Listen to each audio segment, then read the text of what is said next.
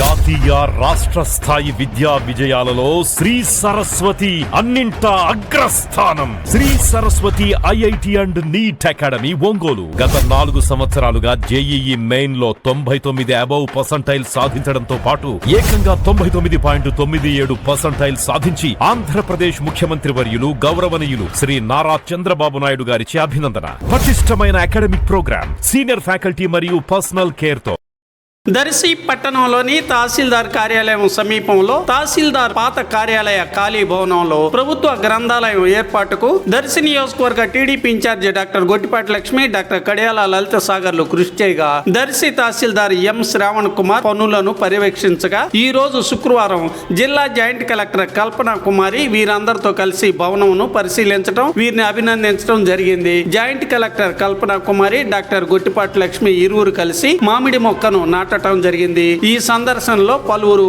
అధికారులు, స్థానిక నాయకులు వీరి వెంట ఉన్నారు.